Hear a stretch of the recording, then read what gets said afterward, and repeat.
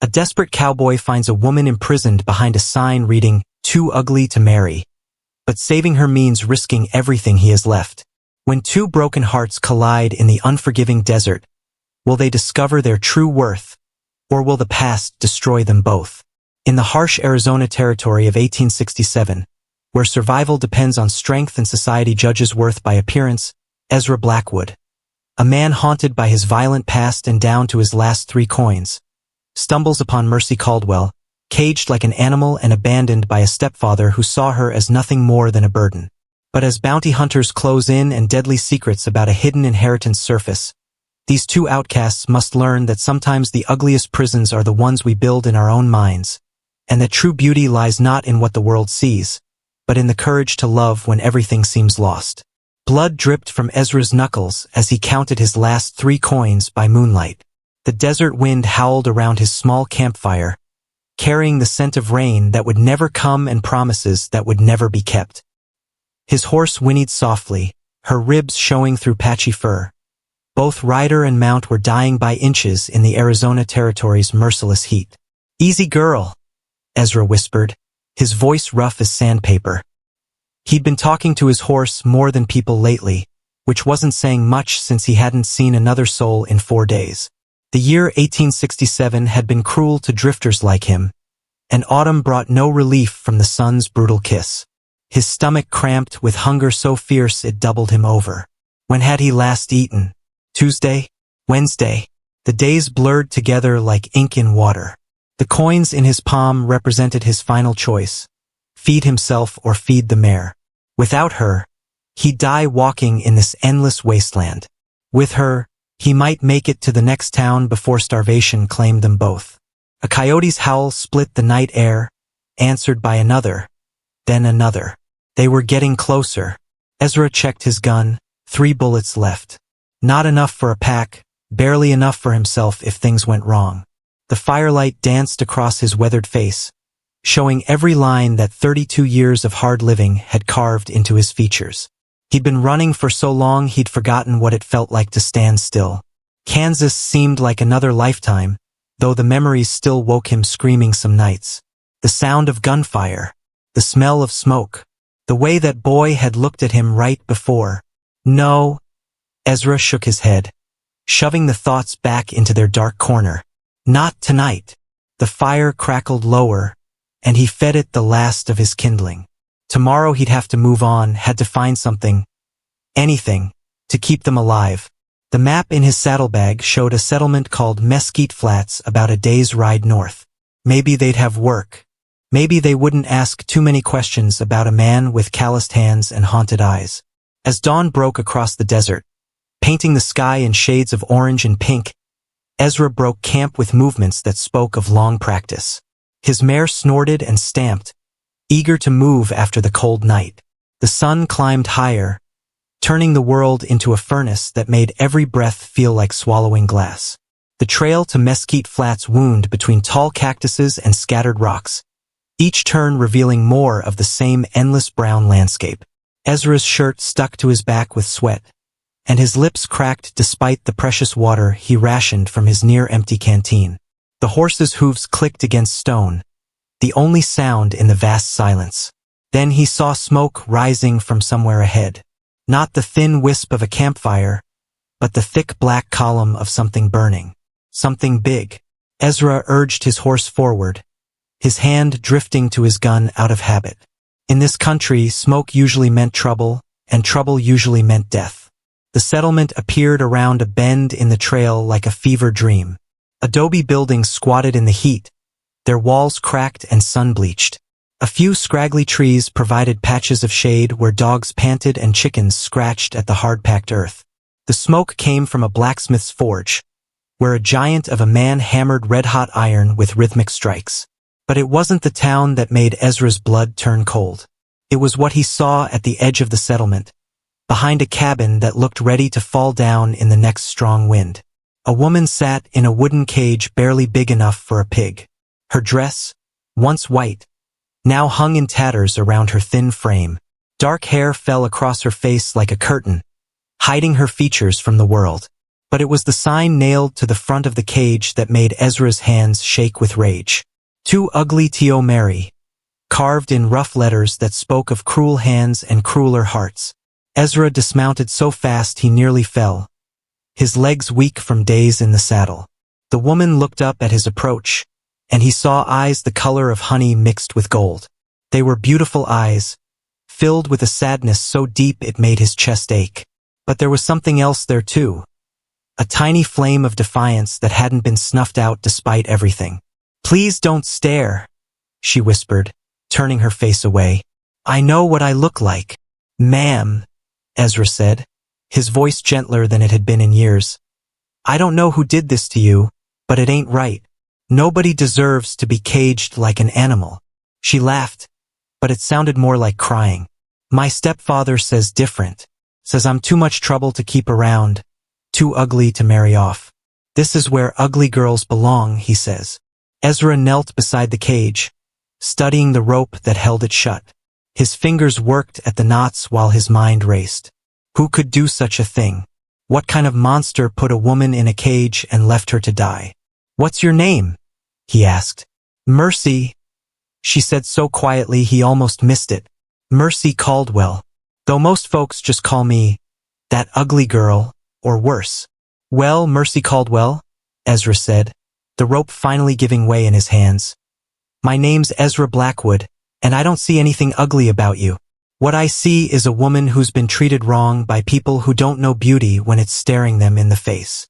The cage door swung open with a creak that sounded like freedom.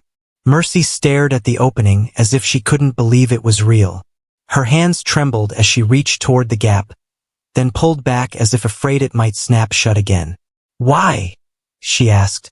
"Why would you help me? You don't even know me." Ezra stood and offered her his hand. "Because every person deserves kindness, especially when the world's been cruel to them. And because I know what it's like to be judged for things that ain't your fault." She looked at his outstretched hand for a long moment.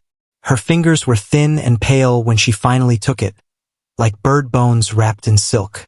He helped her stand, noting how she swayed on legs weakened by confinement. When had she last had a proper meal?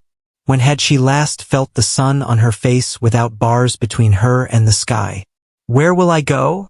she asked, fear creeping back into her voice. "He'll come looking for me. He always finds me when I try to run." "We'll figure that out," Ezra said, though he had no idea how. He was broke, hungry, and probably had bounty hunters still tracking him from Kansas. Taking on another person's troubles was about the worst idea he could imagine.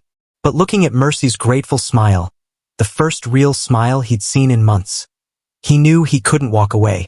"Are you hungry?" he asked. "Always," she admitted. "He brought me scraps every few days, like I was a dog." Ezra's jaw tightened. He wanted to find the stepfather and show him what it felt like to be caged and forgotten. But right now, Mercy needed food and safety more than he needed revenge. "There's a town up ahead," he said. "We'll get you something to eat, maybe find you some proper clothes." "With what money?" she asked, then blushed. "I'm sorry, I didn't mean to pry. It's just, you look like you haven't eaten in a while either." She was right, of course. His clothes hung loose on his frame, and his cheeks had that hollow look that came with too many missed meals. But somehow, seeing her in that cage had made his own troubles seem smaller. "I'll figure something out," he said. "People always need work done, and I'm stronger than I look." Mercy smiled again, and this time it reached her eyes. "You're either the kindest man I've ever met, or the craziest." "Probably both," Ezra admitted, helping her toward his horse. "But crazies kept me alive this long." As they walked away from the cage, Mercy looked back only once. Then she squared her shoulders and faced forward, toward whatever lay ahead. For the first time in years, she had someone walking beside her instead of locking her away. But neither of them noticed the figure watching from the shadows of the falling down cabin. Neither of them saw the cold smile that spread across weathered features, or the way thick fingers caressed the handle of a well-used knife. Some cages, it seemed, were harder to escape than others. "She ain't human," a woman hissed behind her fan as Ezra and Mercy walked down Mesquite Flats Main Street. The words hit like stones, each one making Mercy shrink deeper into herself. But what shocked her more was how Ezra's shoulders went rigid, how his hand dropped to his gun like he was ready to fight the whole town for her honor. The dusty street stretched before them like a gauntlet of judging eyes. Shopkeepers paused their sweeping to stare. Children pointed until their mothers yanked them away. Even the town dogs seemed to bark louder as they passed, as if sensing something wrong with the girl who walked too close to the stranger's shadow. "Ignore them," Ezra muttered, but his voice carried an edge sharp enough to cut glass. "They don't know you." Mercy wanted to tell him it didn't matter, that she'd heard worse, felt worse, been treated worse. But the way he stood between her and their stares made something warm bloom in her chest, something she'd thought had died in that cage weeks ago. The general store squatted between a saloon and a barber shop, its windows grimy with desert dust. A bell jangled overhead as they pushed through the door, and the man behind the counter looked up with the kind of smile that died the moment he saw Mercy's face. "We don't serve her kind," he said flat out, not even bothering with politeness. "Her kind." Ezra's voice went deadly quiet. "What kind would that be?" "The cursed kind," the shopkeeper replied, crossing himself like Mercy was the devil incarnate. "Jeremiah Caldwell's stepdaughter. Bad luck follows that girl like vultures follow carrion." Ezra stepped forward, and suddenly the store felt smaller, more dangerous. "All I see is a hungry woman who needs food and decent clothes. You got a problem with that?"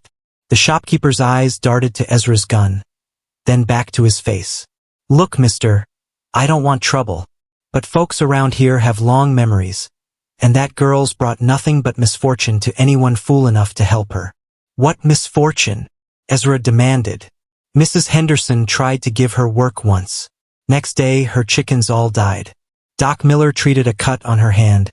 His wife took sick with fever that same week. Even the preacher won't let her in the church no more, not after what happened to the collection plate." Mercy felt the familiar burn of shame creep up her neck. She'd heard these stories before, knew how people twisted ordinary bad luck into proof of her cursedness.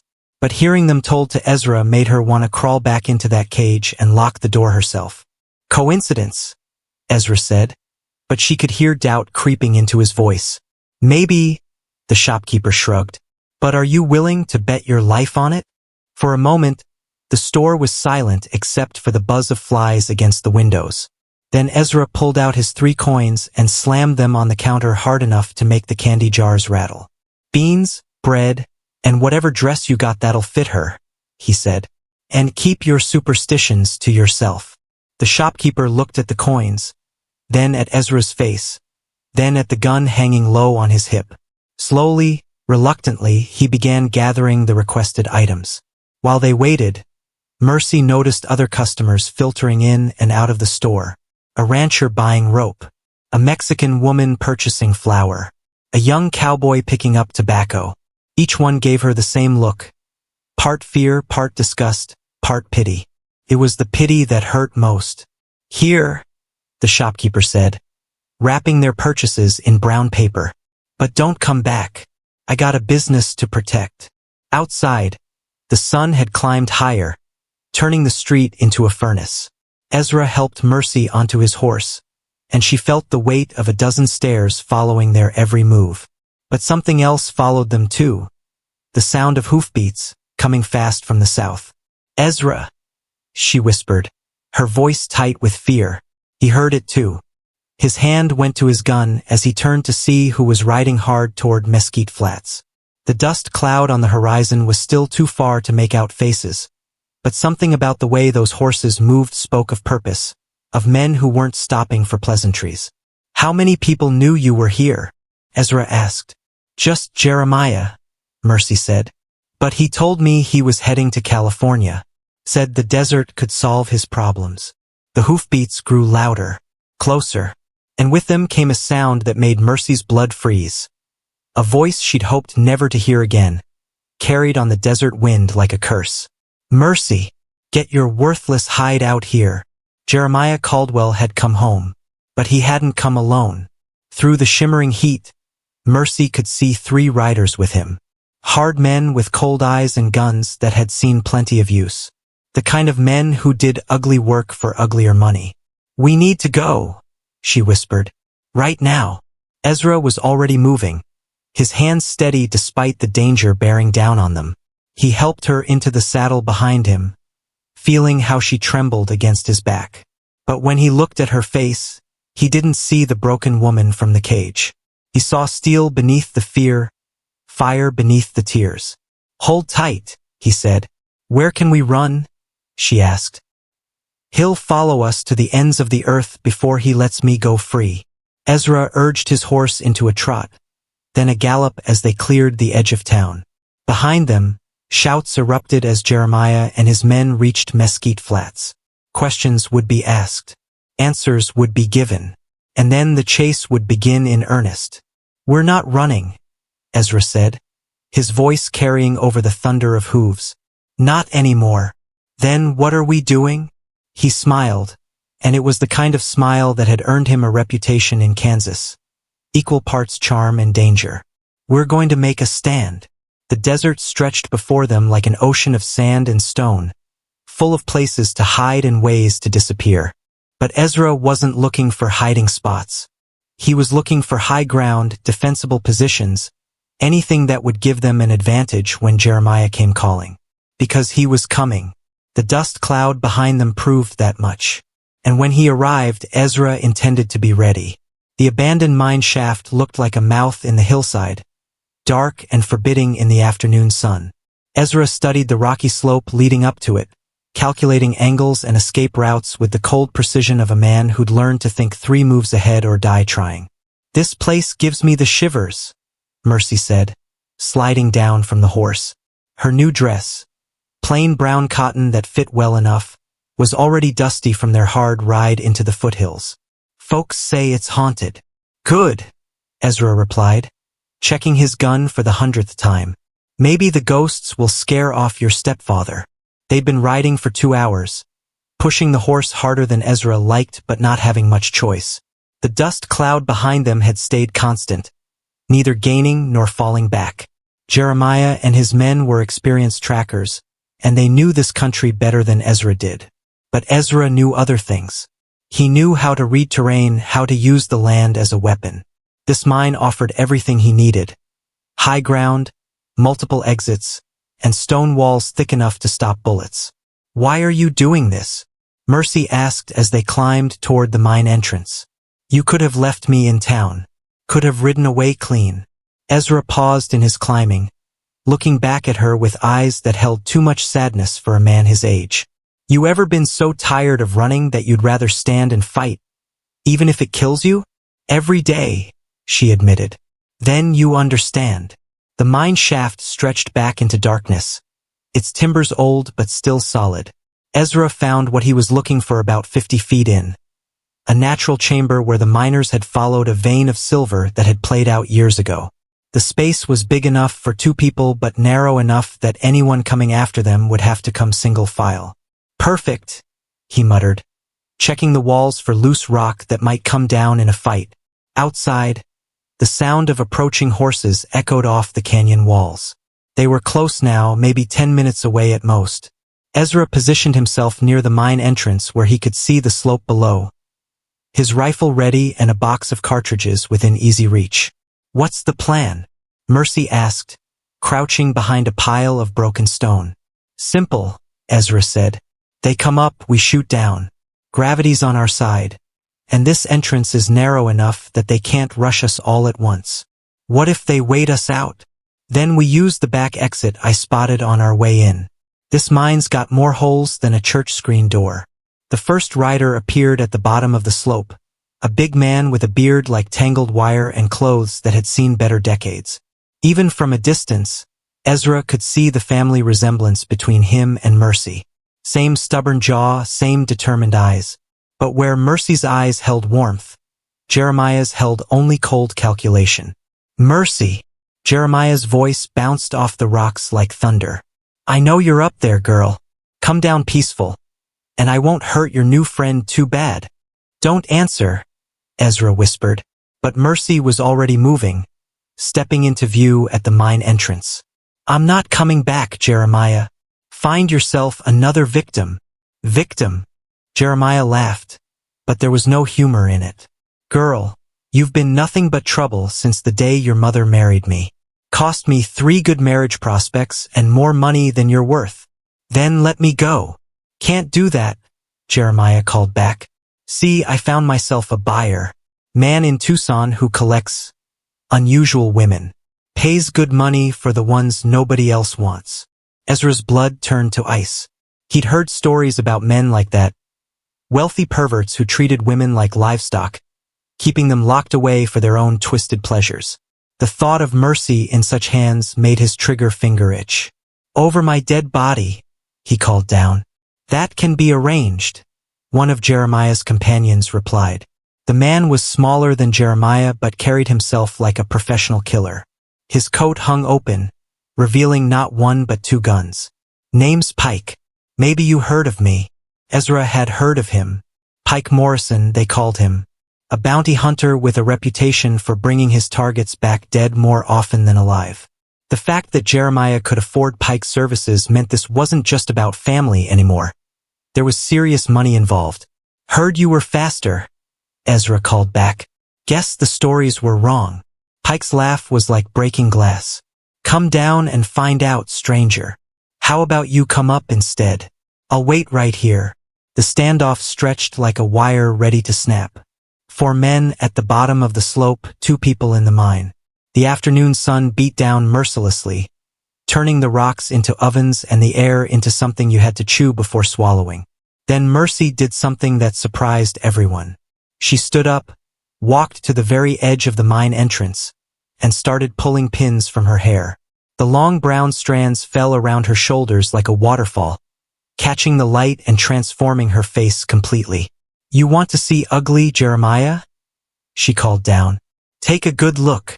And for the first time since Ezra had met her, Mercy Caldwell let the world see her face without shame, without fear, without the crushing weight of other people's expectations. What Ezra saw took his breath away. She wasn't conventionally beautiful. Her nose was a little too long, her chin a little too sharp, her mouth wider than fashion dictated.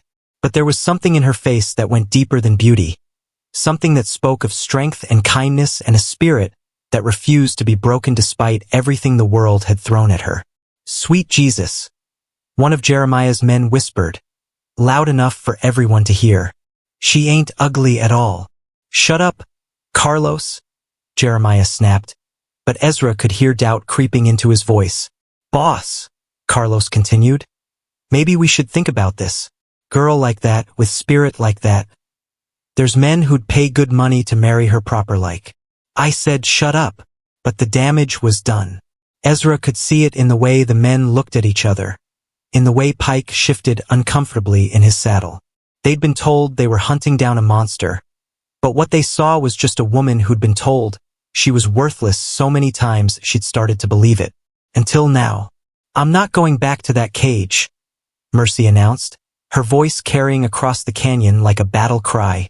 And I'm not going to Tucson to be some rich man's toy. If you want me, you'll have to come up here and take me. And you'll have to go through me first, Ezra added, stepping into view beside her. The sun was starting to sink toward the western horizon, painting the canyon walls in shades of gold and crimson. Soon it would be dark, and darkness favored the defenders in a situation like this. Jeremiah knew it too. Pike, he said quietly, but his voice carried. How good are you in the dark? Good enough, Pike replied. But I charge extra for night work. Do it. As the shadows lengthened and the first stars appeared in the darkening sky, Ezra and Mercy prepared for the longest night of their lives. Because when morning came, one way or another, everything would be different. The only question was who would still be alive to see it. The attack came at midnight, silent as death. Ezra jerked awake to the sound of loose rocks tumbling down the slope.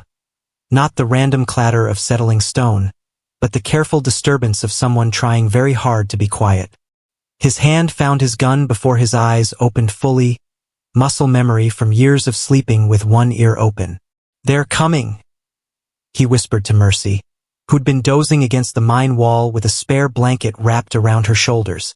She was awake instantly, alert in the way that only people who'd lived with constant danger could manage. How many?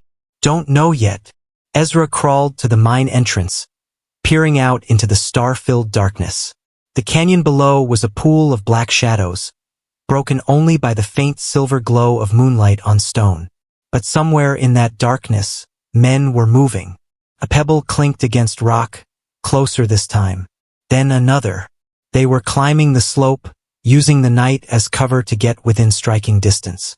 Ezra counted the sounds, at least 2 men, maybe 3.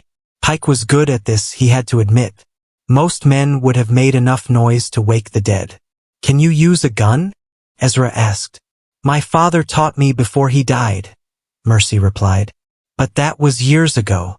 It's like riding a horse, you don't forget." He handed her his spare pistol, checking that it was loaded. "Point at what you want to hit and squeeze the trigger slow and steady. Don't jerk it." She took the weapon with steady hands, and Ezra was surprised by how natural it looked in her grip. Maybe there was more steel in Mercy Caldwell than anyone had ever suspected. The night erupted in gunfire. Muzzle flashes lit up the slope like deadly lightning as Pike and his companions opened fire on the mine entrance. Bullets whined off the stone walls, sending chips of rock flying like angry hornets. Ezra rolled behind a pile of mining equipment, returning fire as fast as he could work the lever of his rifle. "There!" Mercy pointed to a shadow moving between 2 boulders. "Someone's trying to flank us."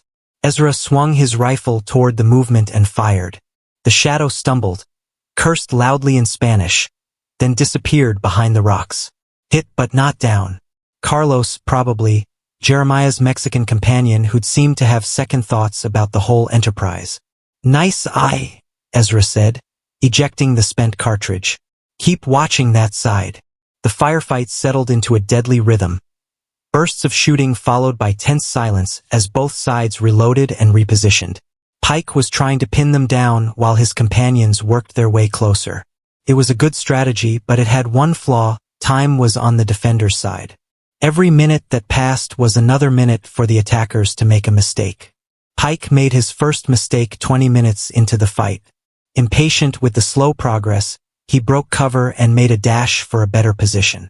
Ezra's rifle barked, and Pike dove behind a boulder just as stone exploded where his head had been a second before. "Getting old, Pike," Ezra called out. "Reflexes ain't what they used to be. Neither's your aim, stranger." Pike shot back. "When I get up there, I'm gonna make you wish you'd minded your own business." Big talk from a man hiding behind a rock. But Pike wasn't just hiding, he was planning. Ezra could see the bounty hunter studying the mine entrance, looking for weaknesses. The man was dangerous, experienced, and probably had tricks Ezra hadn't thought of yet. That's when Mercy made her move. While Ezra was focused on Pike, she slipped away from the main chamber and disappeared into the deeper tunnels. By the time Ezra noticed she was gone, it was too late to stop her. "Mercy," he hissed. "Where are you going?" No answer. Just the echo of her footsteps fading into the darkness. Ezra cursed under his breath. He'd told her about the back exit, but he'd meant it as an escape route, not an attack plan. Whatever she was thinking, she was on her own now. Pike chose that moment to make his second mistake. Thinking the mine was only defended from the front, he signaled his remaining men to rush the entrance. 3 figures burst from the rocks below, charging up the slope with guns blazing. Ezra met them with everything he had, his rifle speaking death in the darkness. The first man went down hard, tumbling back down the slope in a shower of loose stones. The second, Carlos, made it halfway before Mercy's pistol cracked from somewhere off to the side, and he crumpled with a scream of pain and surprise.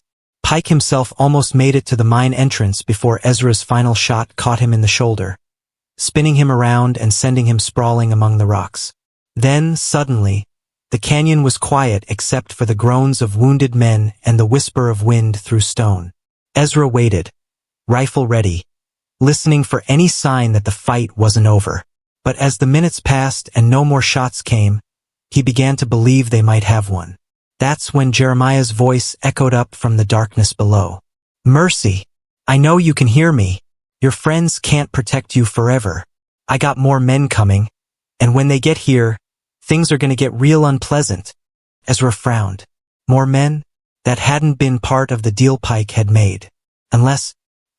He's lying, Mercy said, reappearing at the mine entrance with dust in her hair and determination in her eyes. I heard them talking before the shooting started. It's just the four of them. You sure about that? Sure enough to bet our lives on it. Ezra looked down at Pike, who was clutching his wounded shoulder and trying to stop the bleeding. The bounty hunter was tough, but he was hurt and probably wondering if his fee was worth dying for. Pike, Ezra called. You ready to discuss terms? What kind of terms? Pike replied through gritted teeth. The kind where you live to see tomorrow. Your employer's been less than honest about his business, and I'm thinking a smart man like you might want to reconsider his position. Down in the darkness, Ezra could hear Jeremiah cursing Pike for even listening, but he could also hear doubt in the bounty hunter's voice when he answered. I'm listening. What followed was the strangest negotiation of Ezra's life. Two wounded men shouting terms across a canyon, while a woman who'd been called ugly all her life proved she was beautiful in the only way that really mattered. By dawn, everything would be different. You got 30 seconds to make your case, Pike called up, his voice tight with pain but still dangerous. Blood seeped between his fingers where he pressed his hand against his wounded shoulder, and even from a distance, Ezra could see the bounty hunter was thinking hard about his options. The false dawn was starting to lighten the eastern sky, painting the canyon walls in shades of gray and pink. Soon the sun would be up, and with it would come heat that made thinking difficult and tempers short. If they were going to settle this, it had to be now. Simple proposition, Ezra replied. Your boss has been feeding you lies about what this is really about. Ask yourself, why would a man pay bounty hunter prices to track down one unwanted stepdaughter? Money's money, Pike said, but there was doubt in his voice. Is it? You ever wonder why a man who claims his stepdaughter is worthless would spend more than most folks make in a year to get her back? From somewhere down in the rocks, Jeremiah's voice cut through the morning air like a rusty knife. Don't listen to him, Pike. I'm paying you to do a job, not to think. Actually, Carlos spoke up from where he lay wounded behind a boulder. I've been wondering about that myself. Boss, you said she was cursed, brought bad luck everywhere she went. But if that's true, why do you want her back so bad? Because she's family, Jeremiah snapped, but even he didn't sound convinced. Mercy stepped into view at the mine entrance, and her voice carried clearly across the canyon. Tell them the truth, Jeremiah. Tell them about my mother's will. The silence that followed was so complete that Ezra could hear his own heartbeat. Below, Pike straightened despite his wound, suddenly very interested in the conversation. What will? The bounty hunter asked. The will that leaves everything to me when I turn 25, Mercy called down. The will that says if I die before then, everything goes to my stepfather. The will that makes me worth exactly $2,000 and a cattle ranch outside Tucson. Shut up, Jeremiah roared. Shut your mouth, you worthless. I'm not worthless, Mercy interrupted, and her voice carried a strength that hadn't been there when Ezra first found her. I never was. You just made me believe I was so I wouldn't ask questions about my inheritance. Pike's laugh was harsh as desert wind. Well, I'll be damned. Jeremiah, you son of a... The money's still good, Jeremiah protested. I'll pay you double, triple. With what? Pike shot back. If what she says is true, you don't have two coins to rub together until she's dead. I got enough to pay you. Maybe. But now I'm thinking there might be better money in keeping her alive. Rich girl with a cattle ranch might pay better than a broke man with a sob story. Ezra could see the exact moment when Jeremiah realized he'd lost control of the situation. The big man's face went purple with rage, and his hand dropped to his gun. You double-crossing. The gunshot echoed off the canyon walls like thunder. But it wasn't Jeremiah who fired. It was Carlos shooting from his position behind the rocks. The bullet took Jeremiah in the chest, spinning him around and dropping him to his knees. Sorry, boss, Carlos called out. But I got a family to feed, and dead men don't pay wages. Jeremiah tried to speak, tried to raise his gun, but the strength was flowing out of him along with his blood. He toppled forward onto the rocky ground and lay still. The canyon fell silent again, except for the whisper of wind and the distant cry of a hawk circling overhead. "Well," Pike said finally, "that simplifies things considerable. What happens now?" Mercy asked.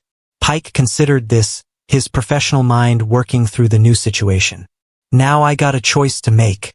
I can try to complete my original contract with a dead employer, or I can negotiate a new arrangement with a live client who actually has money to pay." "And Carlos?" The wounded Mexican looked up from where he was trying to bandage his leg.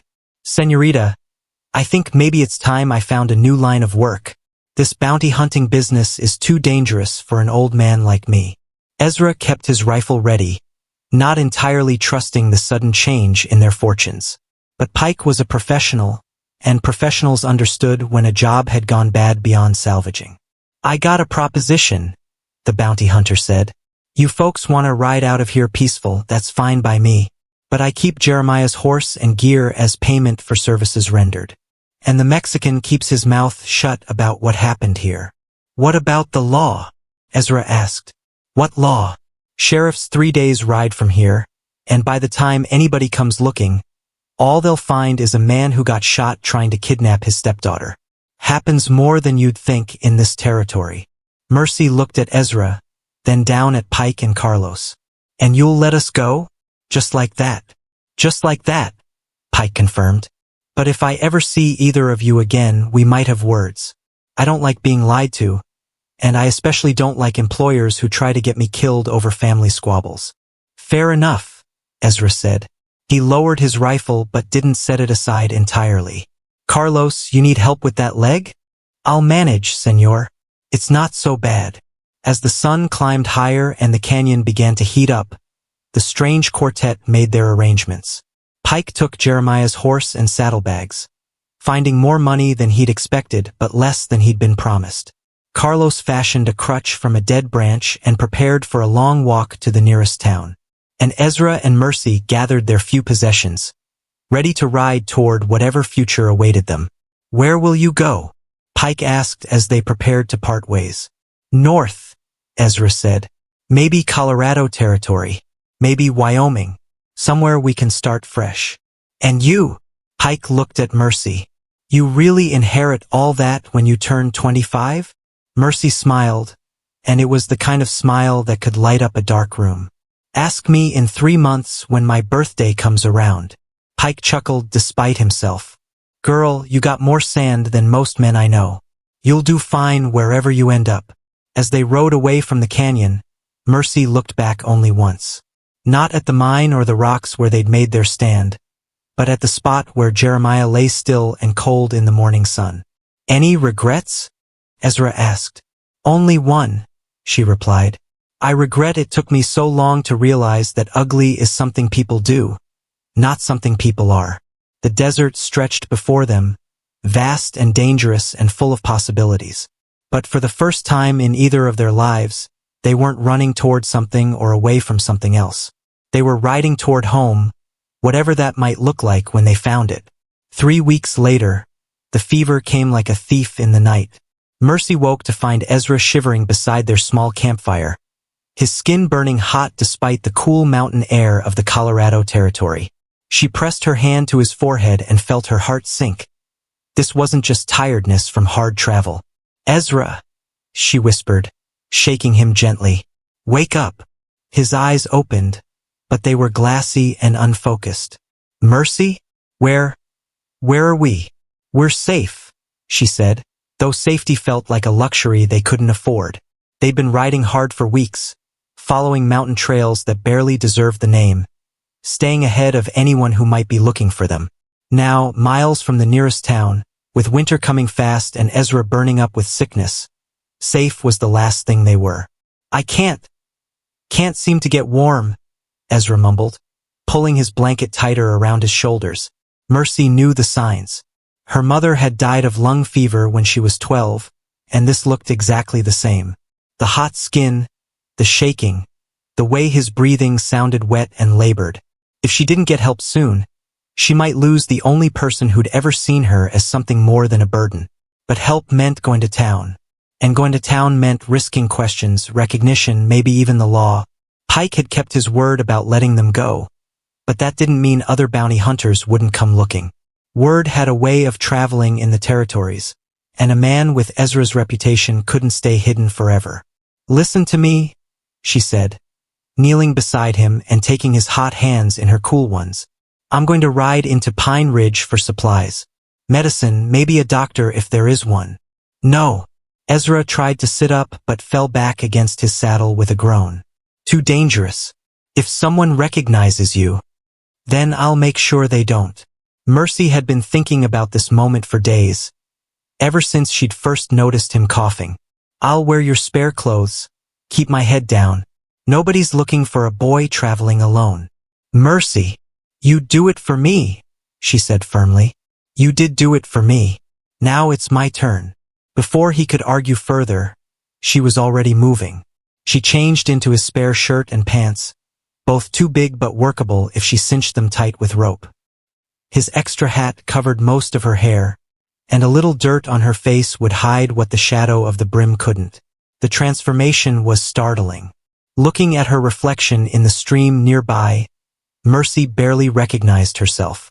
For weeks now, she'd been learning to see herself through Ezra's eyes, as someone worthy of respect, of protection, of love.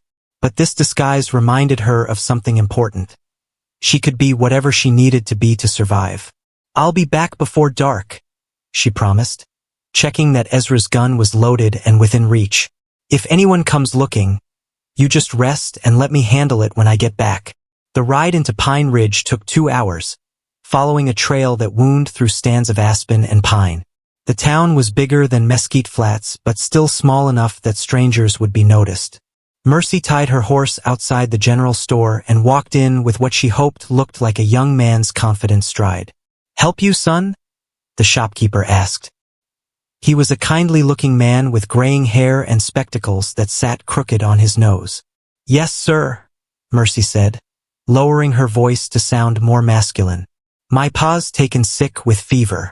Need medicine, maybe some soup fixings." "Sorry to hear that. What kind of sickness we talking about?" "Lung fever, I think. Hot skin. Shaking. Coughing up blood." The shopkeeper's expression grew serious. "That's bad business, especially this time of year. Dr. McKenna's out of town until Friday, but his wife knows herbs pretty well. She might have something to help." "Where can I find her?" "Blue house with white shutters, 3 blocks north of here. Tell her Samuel sent you."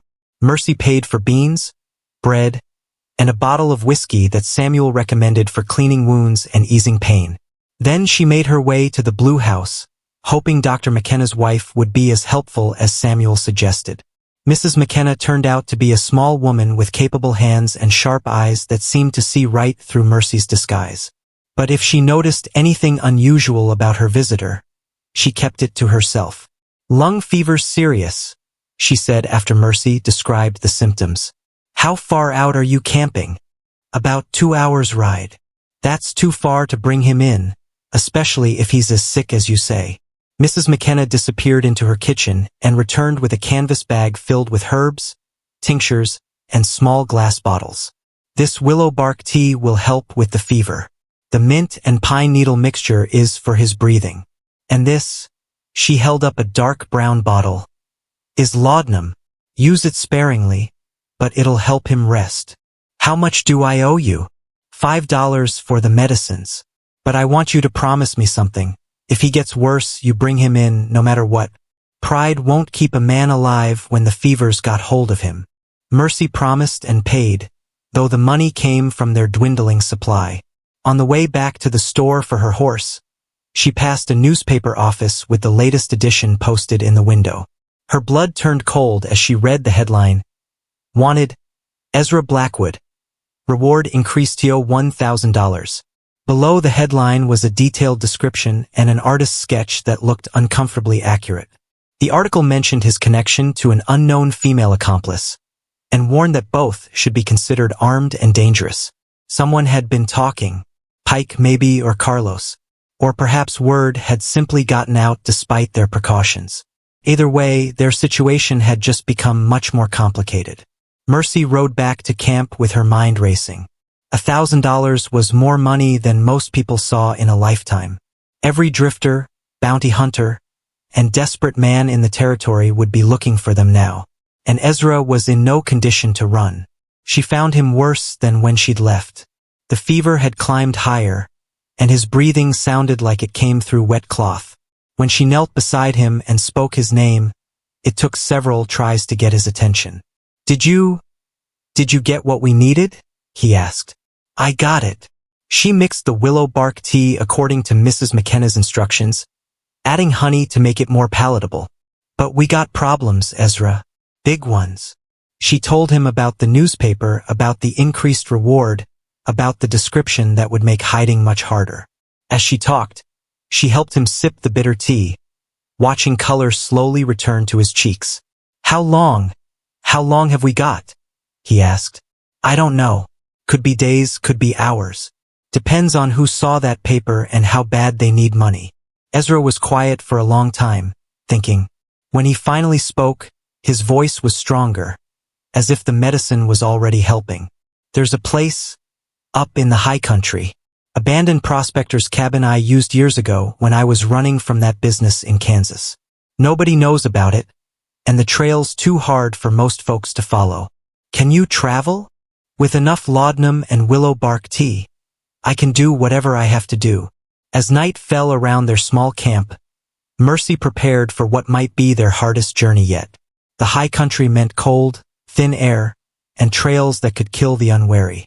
But it also meant isolation, and isolation meant safety. She looked at Ezra, noting how the firelight played across his weathered features. 3 weeks ago, he'd been a stranger who saved her from a cage. Now he was... what? Partner? Friend? Something more that she didn't dare name? "Mercy," he said quietly. "If something happens to me up there, nothing's going to happen. But if it does, you take my horse and ride for California. You got money coming in a few months, and California's where rich folks go to disappear." "We're both going to California," she said firmly. "Together. Promise me." "I promise we'll both make it," she replied, knowing it wasn't what he wanted to hear but unable to give him anything else. As they prepared to break camp and head into the mountains, neither of them noticed the figure watching from the tree line. Neither of them saw the glint of moonlight on metal, or the way their watcher smiled before melting back into the darkness. The hunt was about to begin again. The gunshot shattered the morning quiet like a glass window hitting stone.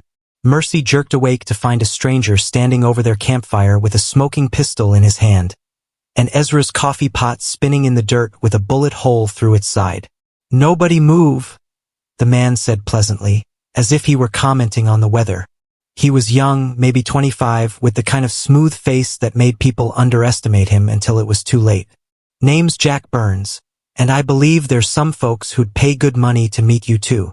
Mercy's hand started toward the gun hidden under her blanket, but Jack's pistol swung in her direction with casual precision. "I wouldn't do that, miss. See, I've been watching you since yesterday, and I got to say your disguise work needs practice. Hat and pants don't make a boy when you move like a lady." Ezra was awake now, though the fever still made his movements slow and clumsy. "How much they paying you, son?" $1,000 for you, $500 for your lady friend. Though I got to wonder what she did to earn that kind of attention. "You must be something special, ma'am." "She's special, all right," Ezra said, his voice carrying a warning that Jack either missed or chose to ignore.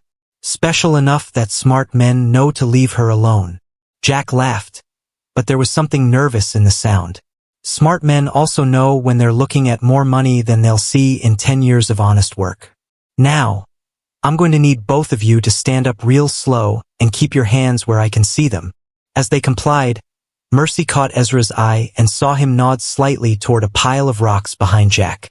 He had a plan, but in his condition, any plan that required sudden movement was probably a bad one.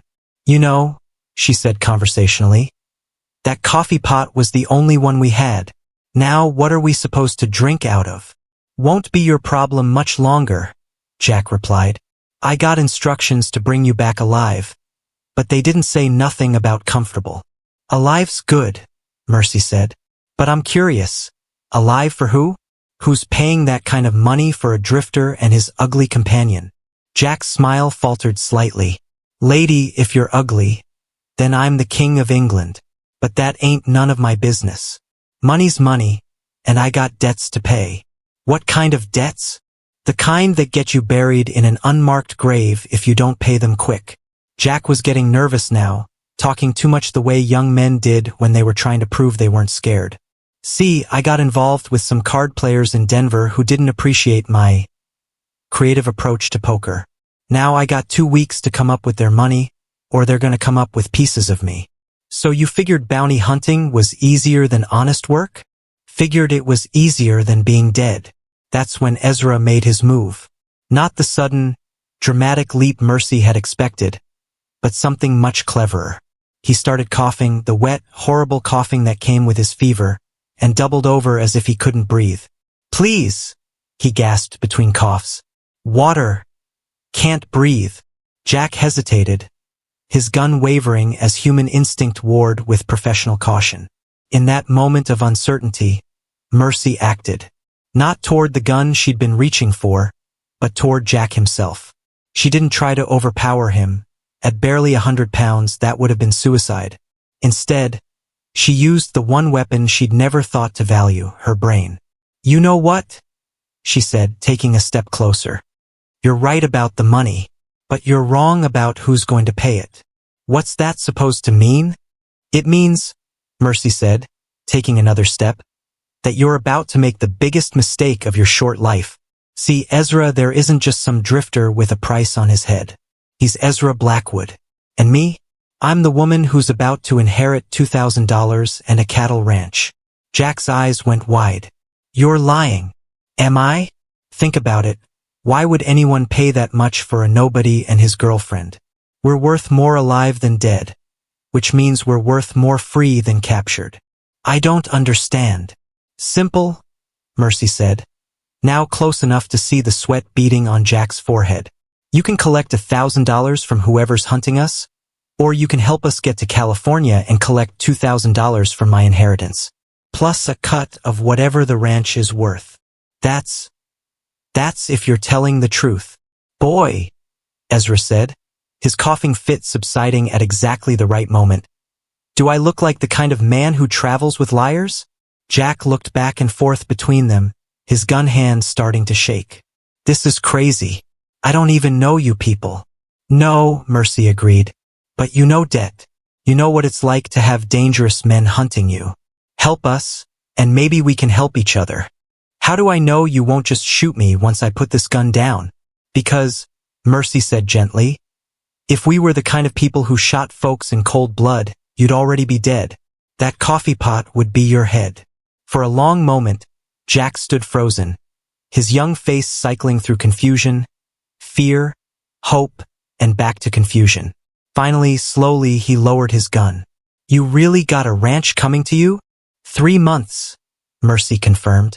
Day I turned 25. And you'd really cut me in for helping? Son, Ezra said, sitting up straighter. If you help us get to California alive, I'll personally make sure you get enough money to pay off your debts and start fresh somewhere new. Jack looked at the gun in his hand, then at their faces, then at the vast wilderness around them. Whatever he saw there seemed to make up his mind. Well, he said, tucking the pistol back into his holster. I guess I just became an outlaw. Welcome to the club, Mercy said dryly. Population. All of us. As Jack helped them break camp and prepare for the journey into the high country, Mercy found herself thinking about the strange turns her life had taken. 3 months ago, she'd been locked in a cage, convinced she was too ugly to deserve love or kindness. Now she was negotiating with bounty hunters and planning her own future. But the most surprising thing wasn't how much she'd changed. It was how natural it felt. As if the woman she was becoming had always been there, just waiting for someone to see her clearly enough to set her free. You sure about this? Ezra asked quietly as they prepared to ride out. Sure about what? Him, or us, or the whole crazy situation? All of it. Mercy looked at Jack, who was struggling to pack his gear with the inexperience of a city boy trying to play frontier hunter. Then she looked at Ezra, still pale from fever but determined to keep moving. Finally, she looked at herself, no longer the girl in the cage, but not yet the woman she was meant to become. "I'm sure that standing still gets you killed," she said. "Everything else we'll figure out as we go." As they rode higher into the mountains, following trails that seemed to exist more in memory than reality, Mercy couldn't shake the feeling that they were being watched. But when she looked back, all she saw was empty wilderness and the fading smoke from their abandoned campfire. Still, the feeling persisted. Someone else was out there. Someone who knew these mountains better than Jack. Someone who moved like a ghost through the pine forests and rocky canyons. The question was, friend or enemy? She supposed they'd find out soon enough. The blizzard struck like God's own fury, turning the mountain trail into a white hell where you couldn't see 3 feet in any direction. Mercy fought to control her horse as wind-driven snow stung her face like needles, while somewhere behind her in the howling darkness, she could hear Jack cursing his decision to follow them into the high country. "We need shelter," she shouted over the storm, but her words were snatched away by the wind before they could reach Ezra, who rode hunched over his saddle like a man barely clinging to consciousness. The fever medicine had helped for a while, but 3 days of hard travel through thin mountain air had drained what little strength he'd recovered. Now, with night falling and the temperature dropping fast enough to kill, they were facing their worst crisis yet. "There!" Jack's voice cut through the storm from somewhere off to her left. "I see light." Mercy followed his pointing arm and caught a glimpse of yellow glow through the swirling snow. Cabin lights meant warmth, shelter, maybe even help for Ezra. But lights also meant people, and people meant questions they couldn't afford to answer. "Could be a trap," she called back. "Could be death if we stay out here." Jack replied, and he was right. They'd passed the point where pride or caution mattered more than survival. The cabin materialized out of the storm like something from a fever dream. A solid log structure with smoke rising from its chimney and golden light spilling from frost-covered windows. Mercy dismounted on shaking legs and helped Ezra down from his horse, feeling how much weight he'd lost in just a few days. Before she could knock, the door swung open to reveal an old man with a white beard and kind eyes. "Get inside, all of you," he said without preamble. "This storm's fixing to get worse before it gets better." They stumbled into warmth and light, leading their horses into a lean-to barn attached to the cabin's main room.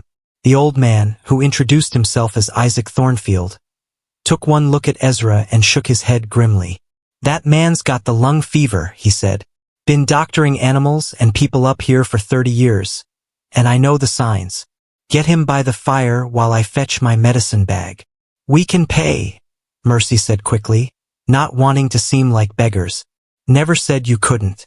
But money won't keep him breathing if his lungs fill up with fluid." Isaac's medicine bag turned out to contain herbs and tinctures that made Mrs. McKenna's supplies look like children's toys. Within an hour, he had Ezra breathing easier and sleeping peacefully for the first time in days. "You a doctor?" Jack asked, watching the old man work with professional efficiency. "Was once upon a time, back when I still believed civilized people were worth saving." Isaac's voice carried old bitterness. "These days I doctor animals and the occasional fool who gets lost in my mountains." "Your mountains?" Mercy asked. "Been living up here 15 years. Ever since I decided the world down below had nothing left to offer. But I'm curious about you folks. Don't get many visitors this time of year. Especially not young ladies dressed like cowboys and city boys who don't know how to pack proper gear." Mercy felt Jack tense beside her. Their story about being traveling merchants wouldn't hold up under serious questioning, especially not from someone as sharp as Isaac clearly was. "We're running from some bad people," she said, deciding on partial truth. "Figured the mountains would be safer than the towns. Bad people with money, I'm guessing. The kind who hire professionals to do their hunting." "How did you?" "Because," Isaac said calmly, "I've been watching 3 riders follow your trail for the past 2 days. They made camp about a mile down the slope, waiting for the storm to pass before they move in." The cabin suddenly felt smaller, less safe. Mercy looked toward the windows, imagining eyes watching from the darkness beyond the glass. "Who are they?" Jack asked, his hand moving instinctively toward his gun. "Don't know, don't much care. But they got the look of bounty hunters about them. Professional, patient, well-armed. The kind who don't give up easy. Can we get past them? In this storm? On these trails? Boy, you'd be dead before you made it 100 yards. Mercy felt panic rising in her throat. They'd come so far, overcome so much, only to be trapped like rats in a hole while Ezra lay helpless with fever. "There might be another way," Isaac said thoughtfully. "But it would require trust on both sides." "What kind of trust?" The old man studied their faces for a long moment. "The kind where you tell me who you really are, and I tell you why I don't have much love for bounty hunters." Mercy looked at Jack, then at Ezra sleeping by the fire. They didn't have many choices, and Isaac had already shown them more kindness than they had any right to expect. "My name is Mercy Caldwell," she said. "In 3 months, I inherit money and property that my stepfather tried to steal by having me killed. This is Ezra Blackwood, the man who saved my life. And this is Jack Burns, who was hired to capture us but decided to help us instead." Isaac nodded as if he'd expected something like this. "And I'm Dr. Isaac Thornfield, formerly of Denver General Hospital, currently wanted for performing surgery on a man the governor would have preferred to see die." "You're a fugitive too?" "For 5 years now. Turns out saving the wrong person's life can be just as dangerous as taking it." Isaac moved to the window and peered out into the storm. "Those men down there? They're probably here for you, but they might also be here for me. Either way, I got no intention of making their job easy." "What do you have in mind?" Isaac smiled, and it was the kind of smile that suggested he'd been thinking about this possibility for a long time. "Ever hear of the Devil's Staircase?" Jack shook his head, but Mercy had heard the name whispered in the towns below. A trail so treacherous that even mountain men avoided it except in dire circumstances. "It's a path through the peaks that comes out 15 miles north of here," Isaac explained. "Nobody follows it because nobody's crazy enough to try. But in weather like this, with proper guidance, you'd guide us." "Son, I've been trapped on this mountain for 5 years, watching the seasons change and talking to my horses. A little excitement might be just what this old bones need." Outside, the wind howled like a living thing, shaking the cabin's walls and rattling its windows. But inside, for the first time in weeks, Mercy felt something like hope. "When do we leave?" she asked. "Soon as the storm breaks. But first we got some planning to do. The Devil's Staircase doesn't forgive mistakes, and we'll only get one chance to disappear before those hunters figure out what happened." As Isaac began sketching maps and explaining the dangers they'd face, Mercy found herself watching Ezra's sleeping face. His color was better, his breathing easier. Whatever Isaac had given him was working, but would he be strong enough for what lay ahead? The answer would determine whether they found freedom or graves in the high country. "There's something else," Isaac said quietly, glancing toward the windows. "Those riders down there? One of them's been here before. About 2 years ago, hunting a family that had stolen some cattle. I sent him away empty-handed then, but he's got a long memory and a longer grudge." "You think he recognizes this place?" "I think," Isaac said grimly, "that come morning we're going to find out just how long that memory really is." As if summoned by his words, a sound drifted up from the valley below, the distant howl of wolves, or maybe something that only sounded like wolves in the darkness and storm. Either way, it was getting closer. Dawn broke gray and bitter cold, with the kind of silence that comes after a storm has spent its fury. Mercy stood at the cabin window, watching 3 riders pick their way up the mountain trail through knee-deep snow, and felt her stomach turn to ice. "They're coming," she whispered. Isaac joined her at the window, studying the approaching men with the calm of someone who'd faced death before and learned not to flinch. "That's Marcus Kane in the lead," he said. "Bounty hunter out of Santa Fe. The other 2 I don't recognize, but they got the look of professionals." "How long do we have?" 20 minutes, maybe 30 if they're careful about the trail." Ezra was awake now, sitting up by the fire with a blanket around his shoulders. The fever had broken during the night, leaving him weak but clear-headed. "We can't run," he said simply. "Not in my condition, not through snow that deep." "Actually," Isaac said with a slight smile, "we can. Just not the way they'll expect." He led them to a section of the cabin's back wall that looked solid but proved to be carefully constructed panels that swung outward on hidden hinges. Beyond lay a tunnel carved into the mountain itself, wide enough for a man on horseback and stretching back into darkness. "Gold mine," Isaac explained. "Played out years ago, but I've been improving it ever since. Connects to 3 different exits, including one that comes out near the Devil's Staircase trail." "You planned this?" Jack said with something like admiration. "Son, when you're a wanted man living alone in the mountains, you plan for everything. Now grab your gear and let's move. Once they realize we're gone, they'll track us fast." The tunnel was cold and dark, lit only by Isaac's lantern and the distant glow of the exit far ahead.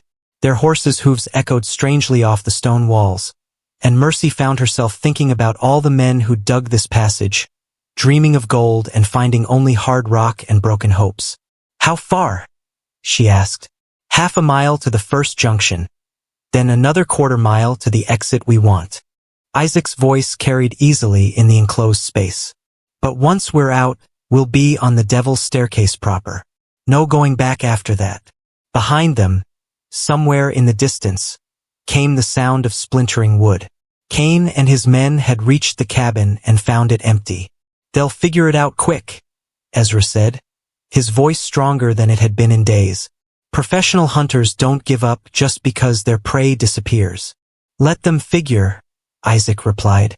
"By the time they find this tunnel, we'll be on trails they won't dare follow." The tunnel branched several times, but Isaac led them unerringly through the maze of passages he'd spent years creating. Finally, after what felt like hours but was probably only minutes, they saw real daylight ahead. The exit opened onto a narrow ledge carved into the mountain's face, with a view that stretched for miles across snow-covered peaks. The Devil's Staircase began here, a trail that switched back and forth down the mountain's steepest face, barely wide enough for a single horse and rider. "This is insane," Jack said, looking down at the dizzying drop. "Insane's what keeps you alive when sane gets you killed," Isaac replied cheerfully. "Besides, I've made this trip a dozen times. The trick is not to look down." They began the descent in single file, with Isaac leading and Mercy bringing up the rear. The trail was everything she'd heard and worse. A narrow ribbon of stone and ice that seemed to exist more through faith than engineering. One wrong step, one moment of inattention, and horse and rider would plummet thousands of feet to the rocks below. Halfway down, they heard voices echoing from the tunnel exit above. Cain and his men had found their escape route.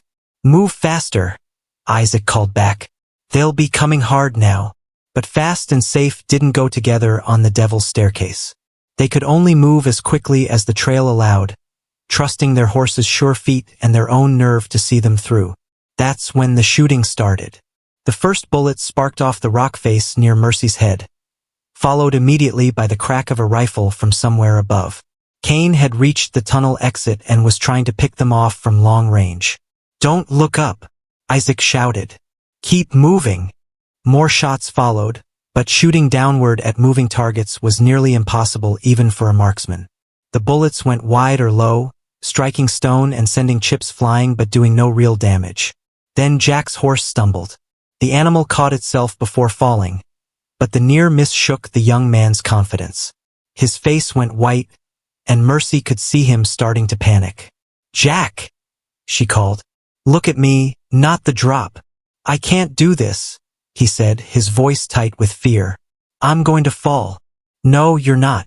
Your horse knows this trail better than you do. Trust her." It was a lie. None of their horses had been on this trail before, but sometimes lies were kinder than truth. Jack straightened in his saddle and urged his mount forward, following Isaac's steady lead down the treacherous path.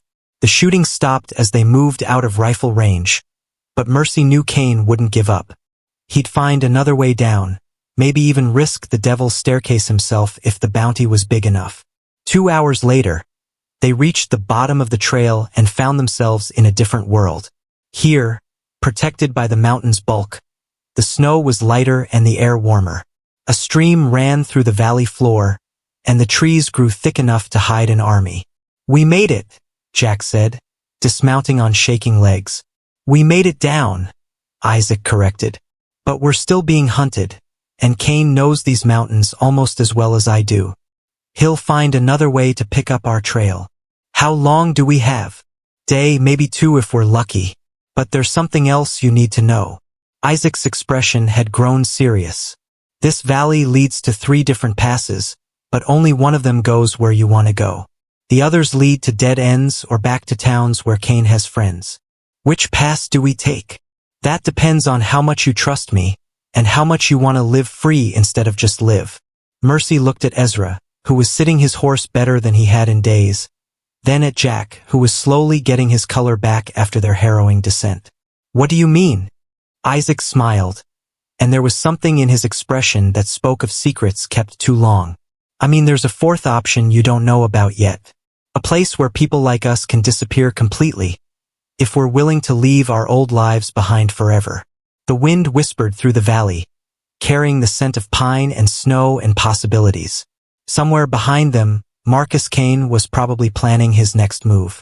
Somewhere ahead lay choices that would define the rest of their lives. "Tell us," Mercy said, and Isaac began to speak of a hidden valley where the lost went to be found, and the hunted went to hunt no more.